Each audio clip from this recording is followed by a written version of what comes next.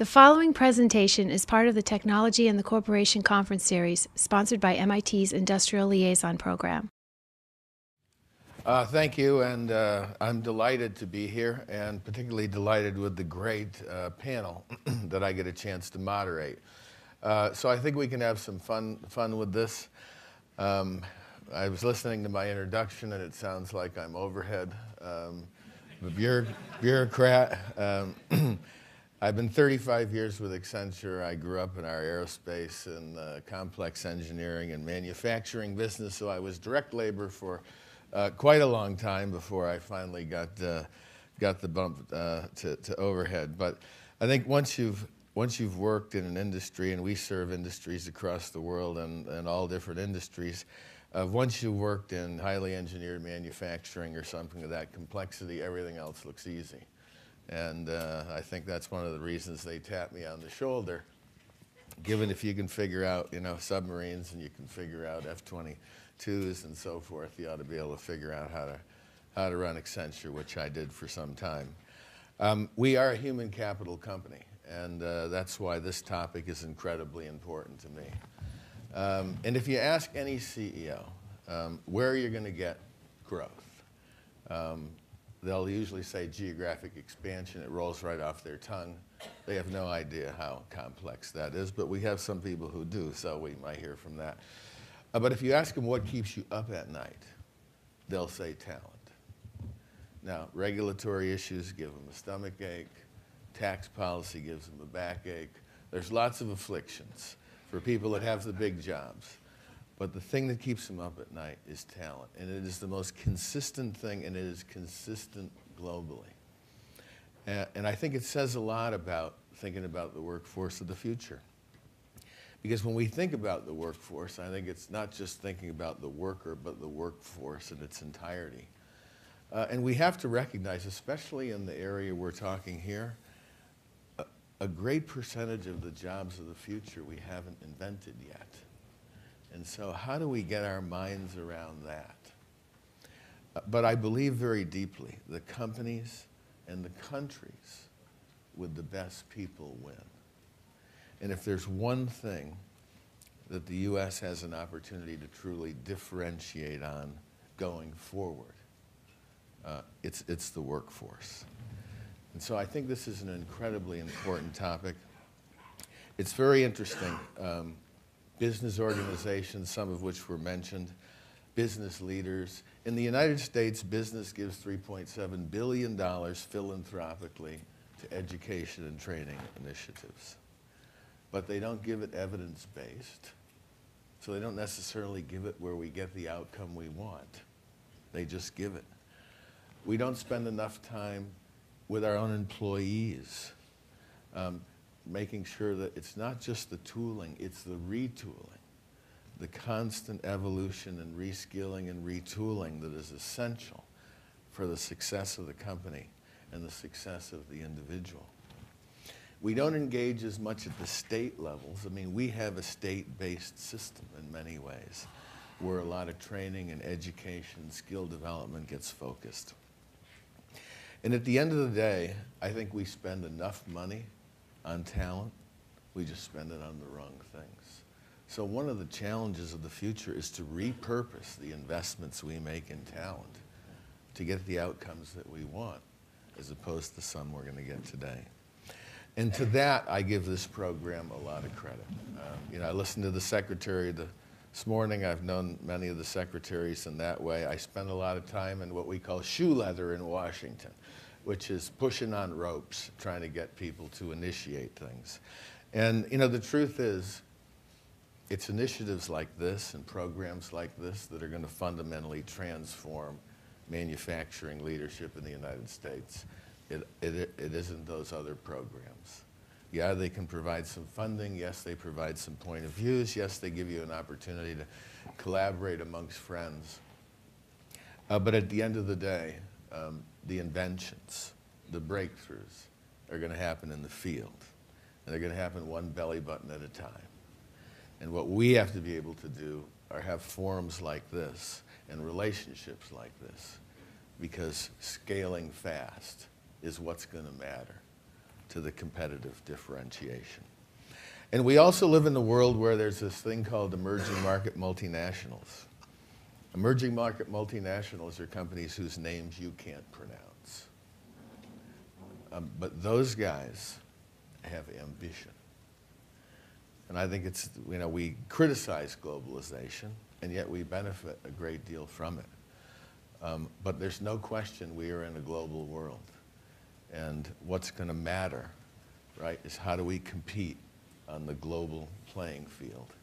And what do we use to compete? And at the end of the day, it's going to be ideas and innovations. It's going to be talent in our workforce. And it's not just education and training. It's energy and inspiration. Because ordinary people will do extraordinary things with a little inspiration. And I think, going to our panel here, one of the things that's most interesting is that not just, leading, but inspiring.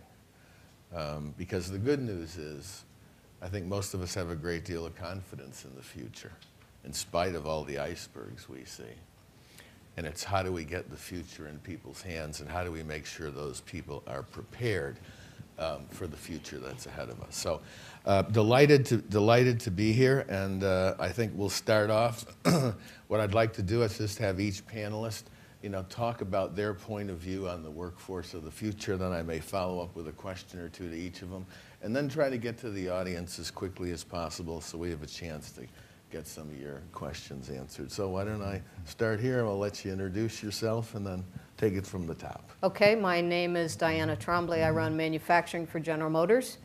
And you were referred to any number of times in the last session. Part Part of my job has also been labor relations for General Motors, so I've had lots of experience with that as well. As far as the workforce of the future, I guess I would have three thoughts. The first is, as you described, we don't know what that's going to look like. We don't know where the technology is going to go. We haven't invented some of it yet, so we certainly need highly skilled, trained people in the technical sciences like MIT provides. But the second thing that Cindy talked about was really leadership. And you heard her talk about, the workers can want to do things, the union can want to do things. Well, management has to also be good leaders through the process. And I think finding good leadership that's coupled with those technical skills is particularly difficult. And we not only need leadership at the top, but we need leadership all the way through the operations to do the things that Cindy talked about relative to getting involved in problem solving and quality and helping run the business. We need people that are good leaders throughout the whole process.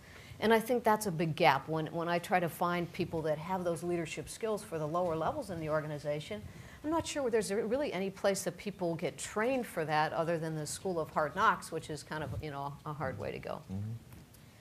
Then the third thing I would say about the workforce of the future is really we need to get people interested in wanting to work in manufacturing, because we need to get the best talent to do all of the things that we described from a technology standpoint. And if manufacturing is viewed as not a very exciting place to work, who really wants to go do that? I want a high-tech job. There are very high-tech jobs in manufacturing, and about every engineering discipline can find a home in the automobile industry because of the complexity of what we do there. So I would ask all of you to encourage people and young talent that you see. If the best and brightest don't want to work in the auto industry, we're not going to have the talent base that we need. So I would just offer those three thoughts. One of the things you had said around General Motors and its comeback was three fundamentals for success: flexibility, quality, and people engagement.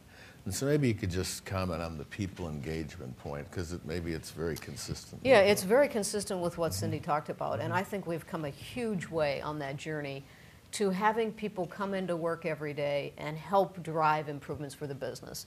A simple example that I don't think I mentioned yesterday is we had an issue where we had a new vehicle that we were getting ready to launch, and there wasn't enough clearance underneath the vehicle and the conveyor, right? So we got engineering involved. They came up with a solution that was $400,000 to make changes to the conveyor.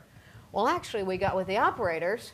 They came up with a solution to put the vehicle up on just a little tiny plastic ramp that cost about $10, and you only needed it for the one station.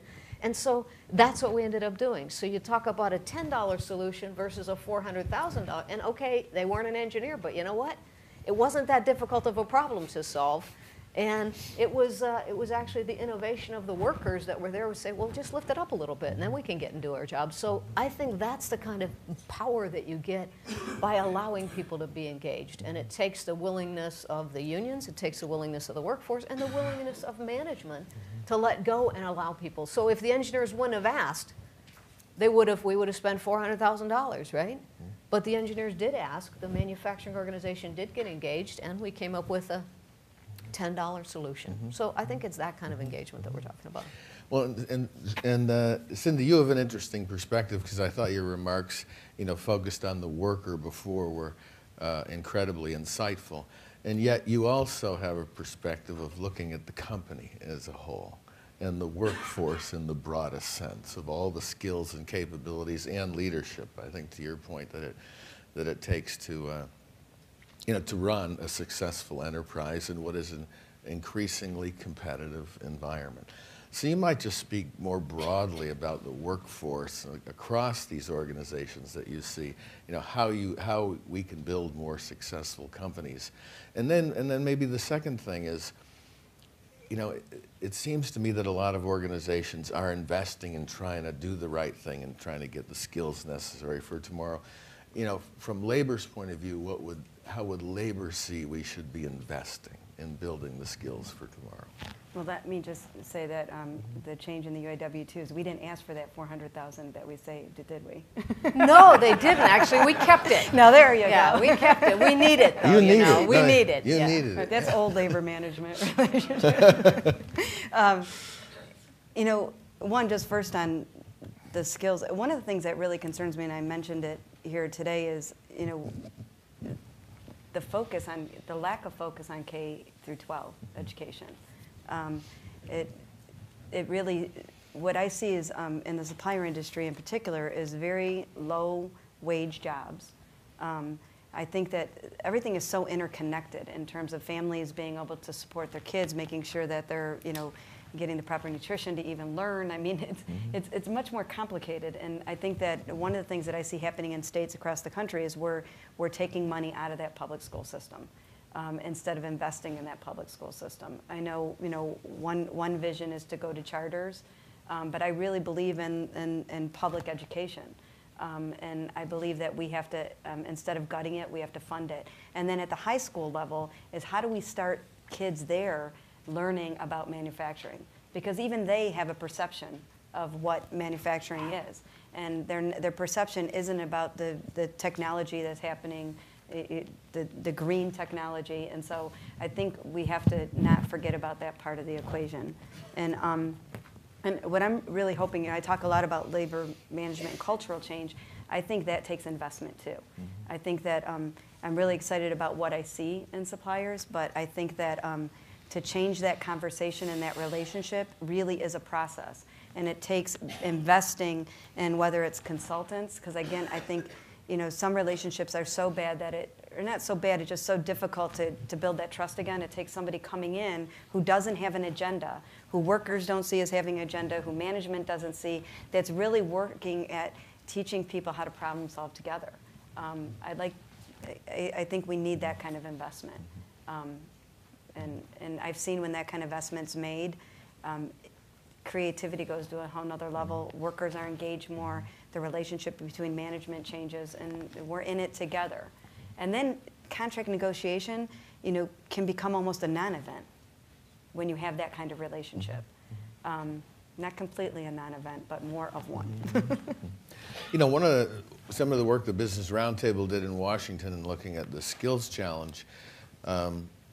Something like 80% of workforce out there would invest their time or their money in gaining additional skills if they knew where to invest it. And maybe you have some comments on that, because in leading labor, keeping the skills relevant and fresh, has to be an important component of your proposition, I would imagine. I think one is we need to take our joint programs to a different level. I mean, and then they're good joint programs, but it would be interesting to sit around the table on how we develop a joint program and investing money in that supplier base. I mean, one thing Chrysler learned is that, You know, if 80% of your parts are being built outside of the OEM, the quality in that 80% is extremely important to the viability of that company and that product. So I think that I don't think there is a place to invest. I think we have to create that place, whether it's training centers for the future supplier workers, but maybe it's separate entities. I think part of it, though, should be tied to the public school system. I think that's part of where we need to make the investment. I believe that a lean program has to happen in our school systems. I think teachers have to be much more engaged than they are. I think it's a perfect example. The man up there said that workers already know how to fix some of these problems. They're just not being able to. Teachers do too. I mean, I can't tell you how many teachers I've spoken with, not just in my kids. I went into teaching as a profession. They have some great ideas, and guess what? It's not around the meat. And it's about real problem solving, getting children to be much more creative. I think that's where our investment. I don't think we've created it yet. I think we need to get together with the teachers and do that. And it's more complicated. It's not, here's one place where we need to funnel our money. It takes a lot more thought, and it takes a lot more collaboration, which means time and investment. Well, Denise, you have a pedigree of General Motors and Caterpillar, two of the world's great manufacturing companies, and highly respected. And your new gig with Caterpillar, you certainly had a lot of global experience with GM, and Caterpillar is one of the most global companies on the planet, it seems to me. And so you might just provide, broad perspective, because you've seen it sort of, around the world. And I think, that's an important thing that we have to keep in mind. Well, I think General Motors, as well as Caterpillar, really has shifted from a manufacturing strategy perspective to recognize that being competitive and maintaining a competitive and viable American footprint, U.S. footprint, is important to their global success. So it really is a strategy of building where you sell and then being competitive in that environment. So, as you look at companies like General Motors, like Caterpillar, where we're actually growing jobs in the country, the big issue, again, whether it's in the U.S. or whether it's in Brazil or in Canada, it's where do you get that skill set and where do you see the skill set gap? In places like Brazil, actually, we saw a bigger skill set gap in the engineering arena. We couldn't get enough engineers, actually, into our factories than we did at, the fundamental operator level. In the U.S., at least with Caterpillar today, where we see the biggest gap is, really in some of the more technical areas that don't require, a full associate's degree or a full bachelor's degree, but in welding and machining and those key areas. And so what it's really forced us to do is to partner, in many cases on a local level, with either a high school or a community college. And the programs are very ad hoc. There isn't any formal process for that. But it's doing things like donating a CNC machine, donating sometimes raw materials, software, equipment, to try to gain those skill sets and then try to draw people in. We definitely are seeing, though, that there isn't that attraction, I would say, to manufacturing, and that the high schools are very much focusing students towards four-year degrees. And so the skill set that you have left for those students that do not choose to go to a four-year college, we see big gaps in their ability to problem solve, to work together as a team, and even their technical ability.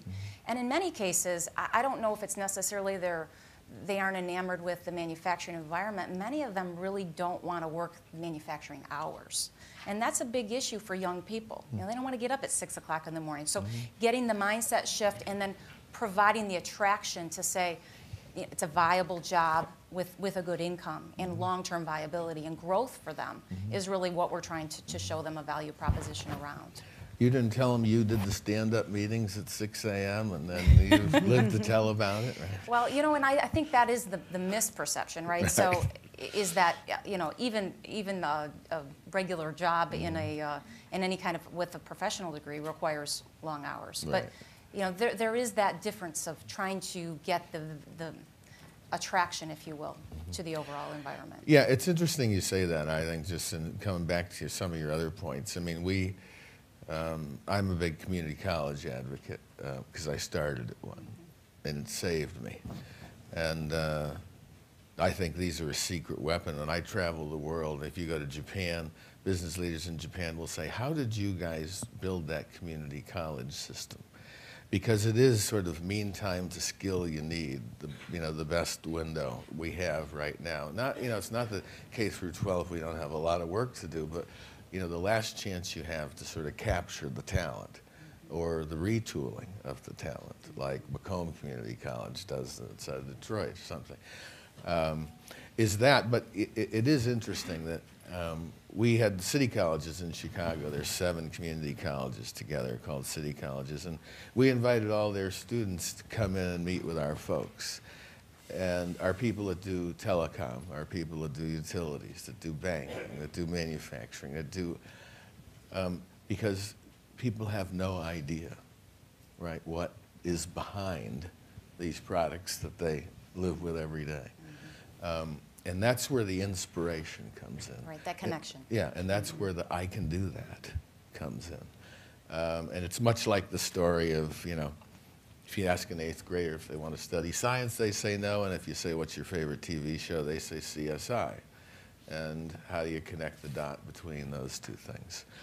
But all this comes together. I think if there's one thing that we hear about, and I was just at a dinner last night with CEOs of a lot of big companies, and we concluded the dinner with the word jobs.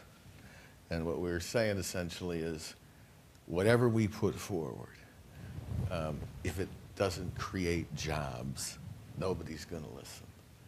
And there was a lot of talk about the jobless recovery and things like that. And I think, Tom, you've done a lot of work, which culminated in 2011 with your Jobs Compact. But, I think you've looked at this whole thing through a lot of different lenses. And I think we all tend to look at the thing through our own lens. And you might just share some of the insights from the work that you've done, which I think is incredibly important. Well, thank you, Bill. I'm delighted that the CEOs are putting jobs as their #1 issue, because we have an enormous challenge. If we look at the number of jobs we need in the United States to close the deficit, the jobs we lost since during the recession, plus the job growth or the employment growth that we need just to keep up with the change in the labor force. It's an incredible number. We're going to need 20 million new jobs between now and the end of this decade. That's not my number, although I've validated it by checking it. That's the number of Jeff Imholtz's Jobs and Competitiveness Council for the Obama administration. And in order to do that, manufacturing has to be a key part of it. My own estimates within that 20 million job number is that we need to generate somewhere between 5 and 7 million new manufacturing jobs in order to meet that target. We'll get about 6 or 7 million jobs over this time period just by normal economic growth, but we won't get the rest if we don't do something more proactive. And that's, I think, what this whole conversation is about here. And it's not that we don't know what to do. We need the political will, and we need the organizational leadership from industry, from labor, from educational institutions, with support from the government to meet that target. Let me be specific about it. There's a lot of recognition that what we need are the kinds of partnerships we're talking about here today. We need industry associations to work with their members in the supply chain that we heard about here this morning from Cindy. We need the various employers working together at a regional level with their community colleges, with universities, to build the kind of skills and then put those skills to work so that workers will join community colleges. They do enroll in community colleges, but they drop out at a high rate. Mm-hmm. The problem is they don't see a job at the end. And they don't have the flexibility to match their work and their family needs and their income needs in order to stay in the community college long enough to get through and to find employment. So that's where industry and labor can work together with the community colleges to say, we will provide the technology, as both Dianna and Denise mentioned.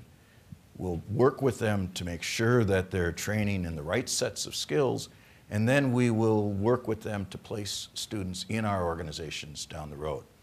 You heard the Secretary this morning talk about the idea of a new set of institutes, regional institutes around the country, that's exactly what we need to do, because we know from other evidence that jobs and good jobs and competitive industries come in regional clusters.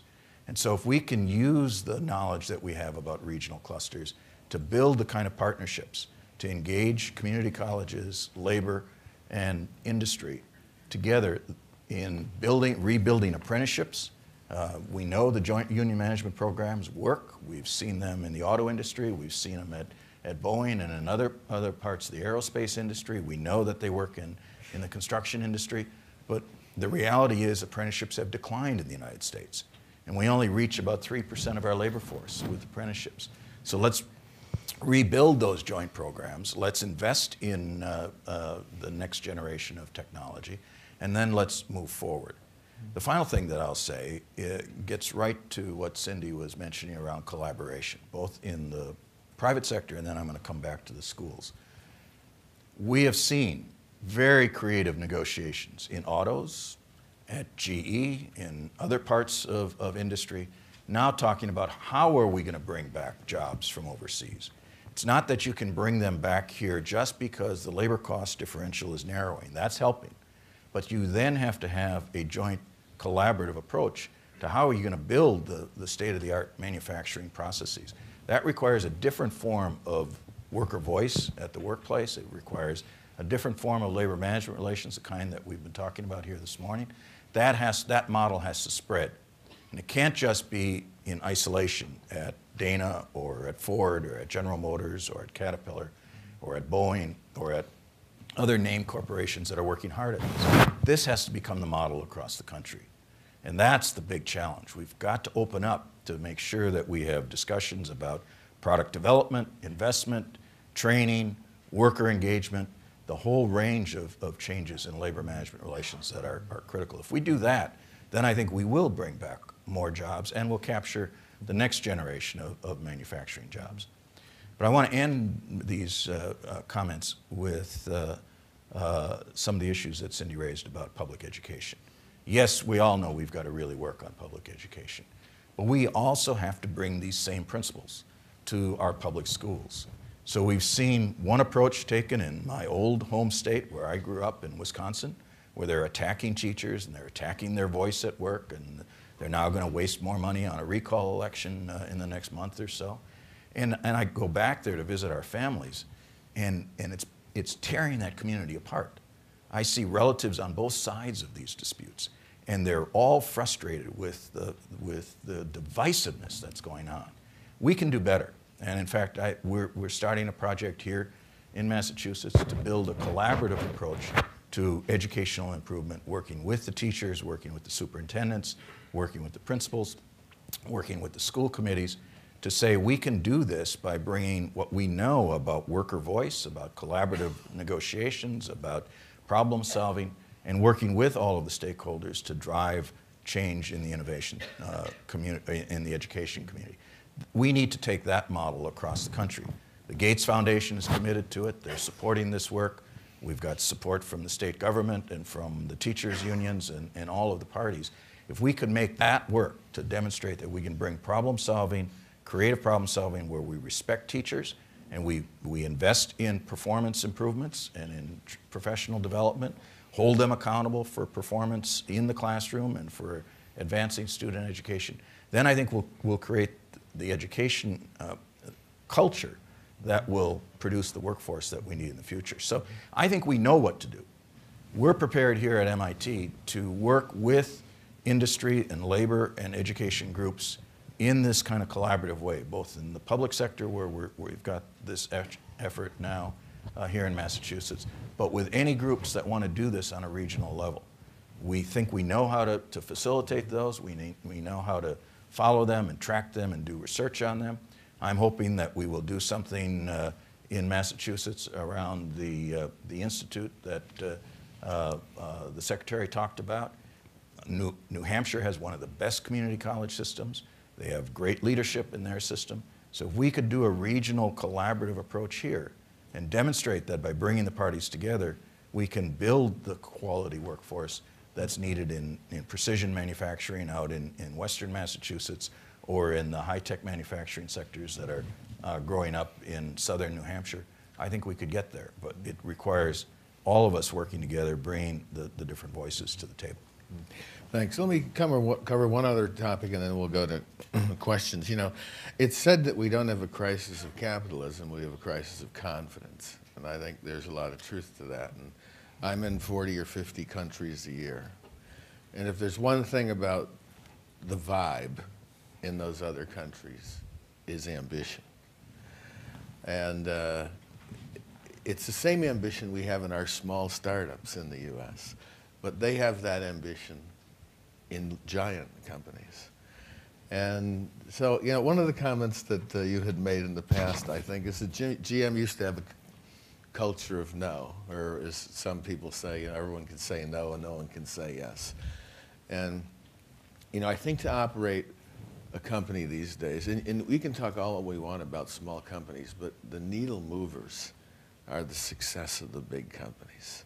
When you add jobs by the thousands, we have to get those right. And you know, we operate our company with this philosophy that says we have to have 1 foot in today and 1 foot in tomorrow. And sometimes I'm accused of having 9 toes in today and 1 toe in tomorrow. But it's that balance of today and tomorrow, right? And being there, you know, before the customer has to ask you. So I think, you know, with the perspective that we have, particularly from GM and Caterpillar, you know, what's your sense for the ambition of our leading companies to reinvent themselves, to be winners tomorrow, like they were winners yesterday? Well, I would just say from a General Motors perspective, if there was one thing that came out of bankruptcy from a positive standpoint, is that everybody gets that now. Mm-hmm. You know, that the competition is moving very, very fast. And I see a whole new level of energy.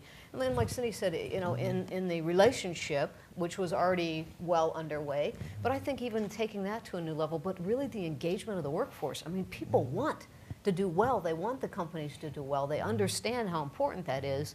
And, okay, maybe they don't have the same ambition when it comes to, you know, just trying to get food on the table and, you know, move this. But I tell you, the ambition is real there now. And you can see that and feel that, which is, you know, I talked yesterday, we had a bunch of open houses in our facilities to get people in so they could see that energy and excitement. I mean, you walk into any of our plants anywhere. You know, in the old days it used to be, oh, don't come, you know, let us know when you're going to come and we'll get ready for you, right? Right. No more. You could go into any plant anywhere in our system and you would see that in that energy and engagement of the workforce. So I think that is one thing that came out of bankruptcy that really helped propel us forward, is everybody gets that. And how about in your experience? Well, you know, I think there's 2 things I would say. You know, one is I think making sure that employees have a vision for the future and understand the current competitive environment. So keeping them informed and engaged on what's happening in the world instead of in the isolated potential area that they're in is really key to getting them motivated and correlated. The other piece, though, I think is truly tying incentives. And when I say incentives, I mean financial incentives that if performance is achieved, that they do share in the wins. And, you know, as Cindy indicated, you know, if the company is doing well, that they feel that they're a part of that and then want to help that even more. And so making sure that all of those, really those targets are aligned and incentives are aligned is key. But I do think making sure as you're a global company in a global environment that you keep employees informed is the other piece that's critically important. That's very helpful. You know, I think I've never seen a company anywhere that doesn't have talent trapped in its ecosystem. And some of it's inspiration, some of it's incentives, some of it's a new day or a defining moment that unleashes the talent, which makes the difference between being a good company or a great company. And so I think we all have to continue to, you know, treasure the assets that we have in our companies and find out, even in small percentages, how to unleash more of the talent, ideas, knowledge, know-how, ambition that is trapped within there. But let's take some time and go to some questions, please. So I'm going to go back to the question that I asked Cindy to the group now is, how do you change that image of the dirty job, right? How do we work together as companies, as labor, as government to really push that campaign and make it cool. You know, not just individual efforts by companies that are ad hoc, but how do we work together to really change that image? You want me to try? Go ahead. Okay, so first of all, it takes time to do that, right? And I think it takes the effort of everybody to do that. And like one of the things that now we're able to do more, and I'm sure they're doing it at Caterpillar and other companies, is having internships where students get to come in and experience what it's like to work in the companies and get firsthand experience. And then they go tell all their friends, hey, I had this great internship at Caterpillar or at GM, and it was fantastic. You wouldn't believe what's going on there. They start telling everybody else, and now it becomes a cool thing to do, right? And so I think exposure and getting people brought in. And so things like this, you know, I would hope that everybody that walks out of here, you know, go tell 10 people about what you heard, right? Because it's going to take all of us. I think as maybe, you know, as I said yesterday, there was a lot of controversy about should the government support a company like General Motors, right? And I think we went through as a country, do we want an industrial base? How important is that to us as a country? And I hope that we're over the hump, that it is important to us. Now we got to get people interested in going to work for that. And I think internships, exposure, we have programs where we go into grade schools and talk to kids about math and science and help them see, we call it a world in motion, where we get and let them experience it. We try to engage, and the younger we can do that, to the points that you guys made, the better it's going to be for the industry. So I would start with that, and then I'll turn it over to the rest of that. Well, Yeah. and I think, you know, realistic to the environment, if you talk to someone who gets really excited about their job, whether it's a dirty job or whether it's a clean job in an office, it's that they feel engaged around it. And so I think it's two things. It's one, having a connection to what you do every day is connected to something larger. So if you're making a component in a facility, that you see that it goes on a large excavator, and that you understand the connection between the job that you do every day and the pride that it takes when you drive past a construction site and you see that piece of equipment in production or at work. And so that connection, I think, can help generate more enthusiasm. But really what it goes down to is it goes back to employees feeling valued and feeling engaged, so that they're proud of the products they build, they're proud for the companies that they work for, and they feel that what they do makes a difference. And to me, that's how you change the image of manufacturing, or the image that people feel when they talk about manufacturing, that they feel proud. That's good. There was another question right over here.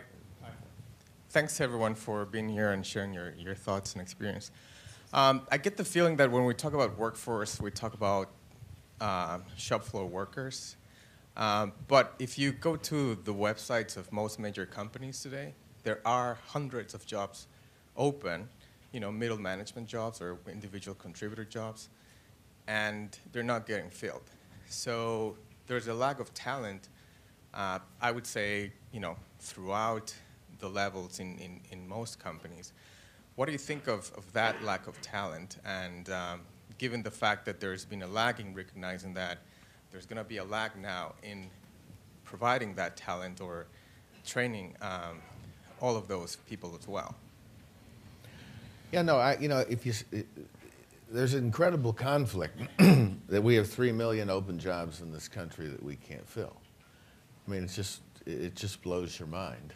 And it's gone up by 500,000 in the last, you know, six to 8 months. And I think it does get, you know, very much, I mean, there's no question that, and sometimes our focus on the STEM degrees narrows what we need to do. The fact is the workforce of the future has to be better technically grounded than any time in history. They have to have fundamental analytical skill, problem-solving skill. They have to have common sense and good judgment, and they have to be able to communicate. And that is true of almost any job out there. And I think it's just slowly coming to the education ecosystem that. I think the other thing that, if you look at the last big push, after World War II, when the government teamed up with the educational institutions, especially our big national research institutions, you know, they'd be the public or privates, right? we surged ahead in learning, in knowledge, in innovation, in invention, and in jobs. I think the thing that's missing right now is business has been sitting it out. Business has been saying, I know what I want when I see it, or I'll know what I want when I figure that out. And I think much like the Caterpillar example and the GM example of some others, the next big renaissance, right, in the alignment of capabilities we need to jobs that need them is got to be a dramatically deeper connection between the government, our educational institutions, and industry. We just did some work for the EU. If you look at Europe, and I know that every day they provide new drama, new theater. Greeks one day, the French the next day, right? It just makes your head hurt. And they've crossed the finish line like 40 times, right? We got it figured out. And if you look at the Europe agenda, right, it's all about the austerity, and you never hear the word growth. And yet, if you look at the continent, the underlying assets in terms of skills, knowledge, know-how, companies that it has, right? It's how do you sort of mobilize those towards that. But in the last EU study, which just came out last week, only 11% of industry in Europe was going to invest in the skills of their workforce. And so I think we're at this important time, really a defining moment, where we just have to get better alignment with what do we need out there in terms of industry, and back up and take some responsibility for the supply chain that provides it. And no one's going to solve the K through 12 challenge overnight. But this whole notion of community colleges, the whole notion of certificates, the whole notion of credentials for people in specialties, and those credentials being portable. In other words, they'll move across a state line. You can't be certified in Massachusetts and you go from New Hampshire, you're dumb again. And they have to be stackable, right? You have to be able to build a series of credentials for yourself as an individual outside of the 4-year degree, 2-year degree, X program. That's how we're going to get people aligned with the jobs of tomorrow. And I think the EU is realizing that right now. I think it's a new revelation in some ways. It's not that we didn't know it, it's that people haven't done anything about it. And I guess the other thing I'd say is I think business has felt under siege in many countries, but in the United States.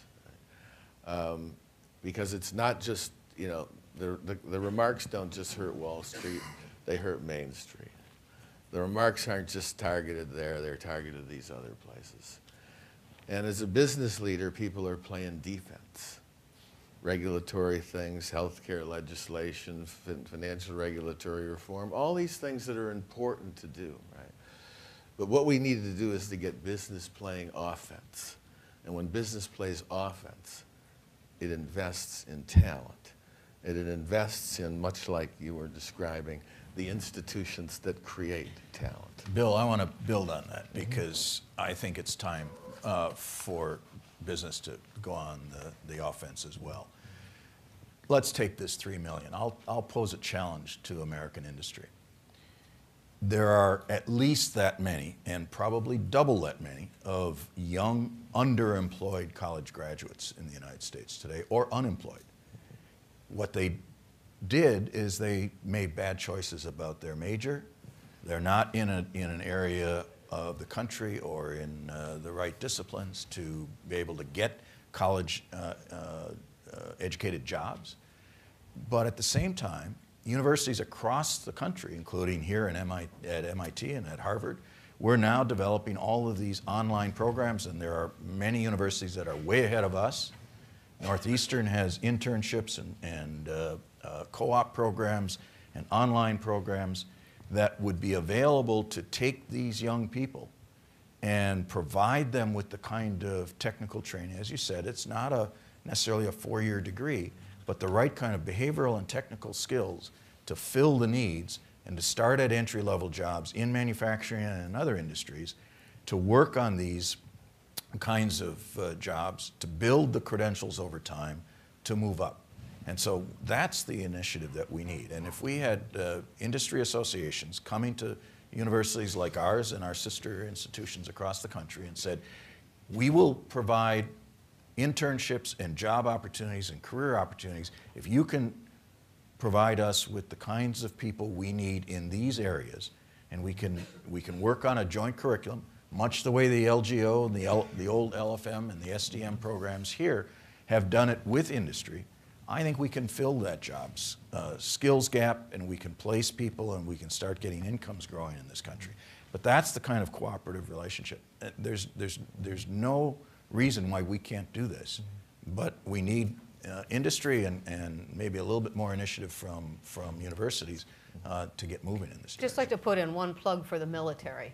Yeah. You know, we find that hiring people for middle management jobs out of the military is a fantastic way to bring in people that have great experiences, that are coming back from deployment, you know, looking for that next step in their lives. And, you know, the tighter connections that we can make with the people in the military that are looking for placement for people, we find just outstanding candidates that have come through the military.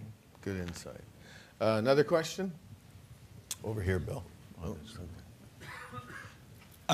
I wonder if you could reflect on a distinction that has historically characterized the manufacturing workforce between management and labor.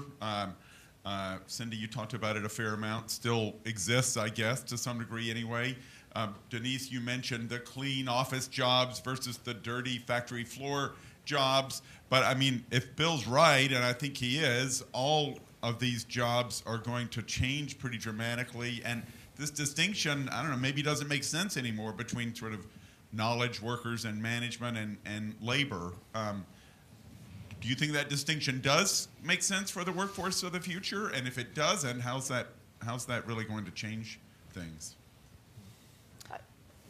Well, I personally think that those differences will blur with time, but clearly an office environment where you're sitting down in a quiet environment versus a hardcore manufacturing environment, which, you know, you have various levels. I mean, many of our factories are as clean as an office. So when you say dirty factory, they aren't dirty, right? They're pristine.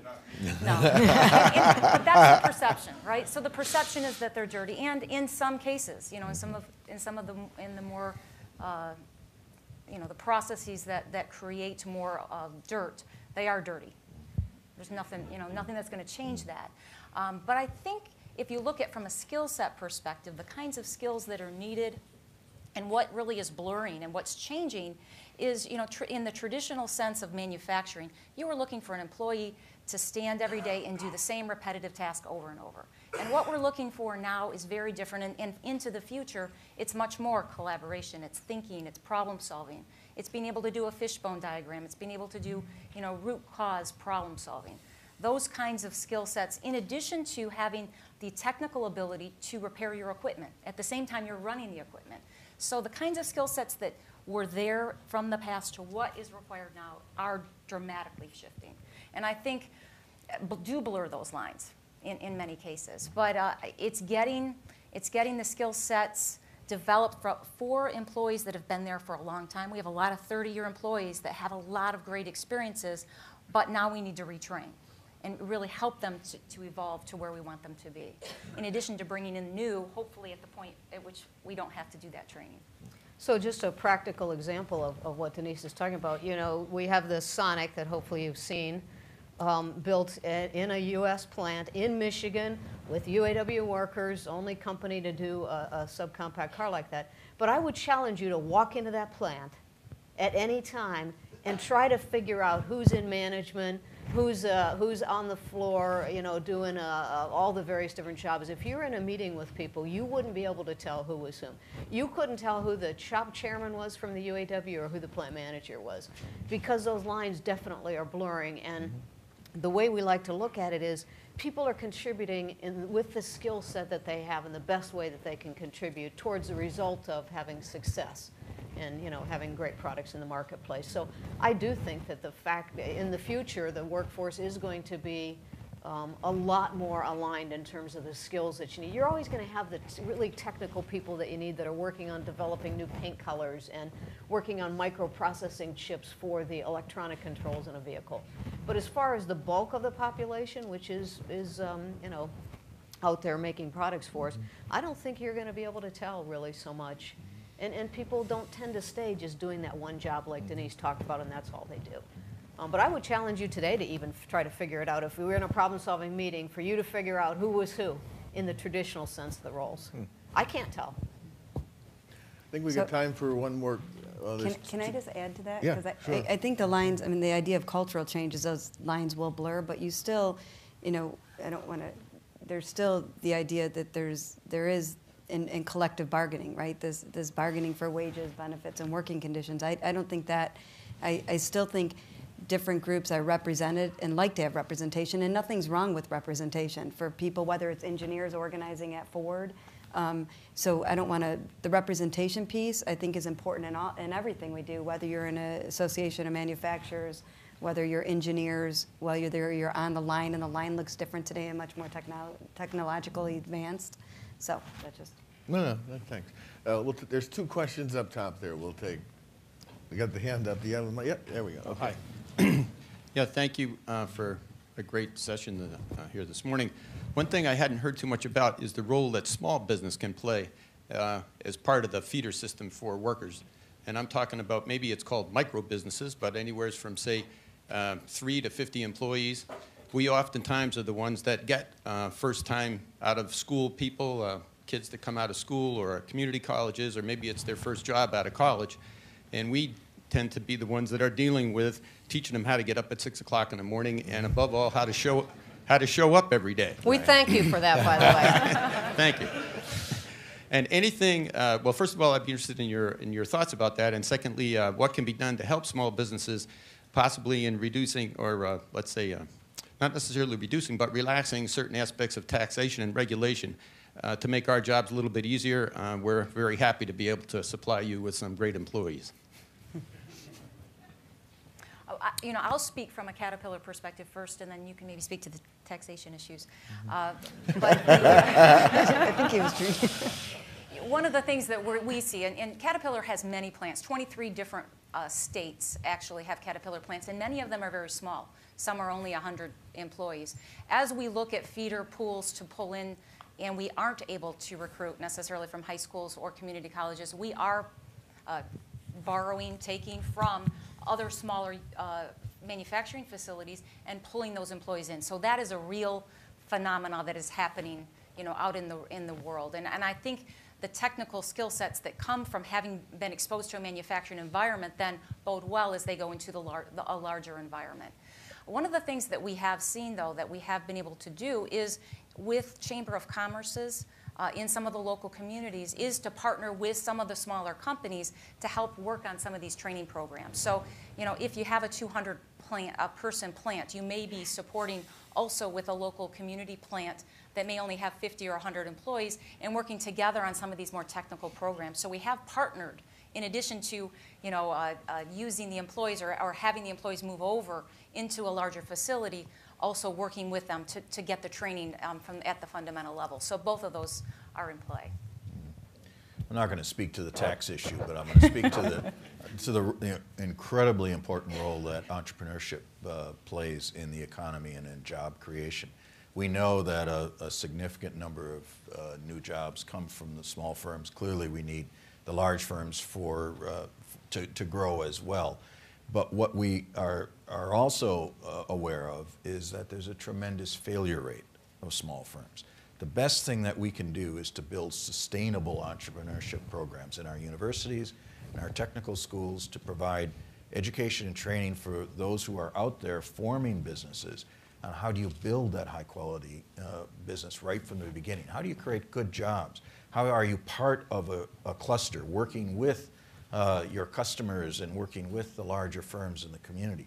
If we can do more of that, then the small firms will be able to grow and continue to build the human capital that will, some will stay with the small firms, some will go elsewhere, and a new generation of people will come through. So the role of education in both helping small firms to create leadership, understanding of how you build small businesses, where you get the financing, how you build teams, how you work in industry and regional clusters is all part of what the word of the day now is, the ecosystem for building a sustainable economy.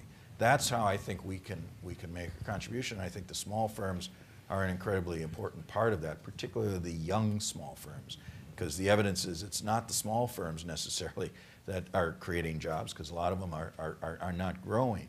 It's the new firms. If we can increase the probability that they will be successful by having the right knowledge about how to build organizations and how to work with others in their community, then I think, will have the kind of vibrant economy we need.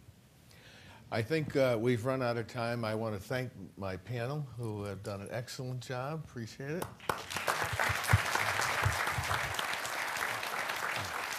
And yeah, I do think at the end, we've talked about a lot of interesting things the last couple of days, and even the afternoon to go has more fascinating topics, but at the end of the day, people matter. And I think this topic, we can engineer great solutions, we can have innovations, we can do a lot of breakthroughs. We got to bring our workforce in the broadest sense with us to the next generation of the world. And I think it's the nature of these meetings, and I think the content of this program to change how the world works and lives. So thank you very much, and I'll turn it back to the host.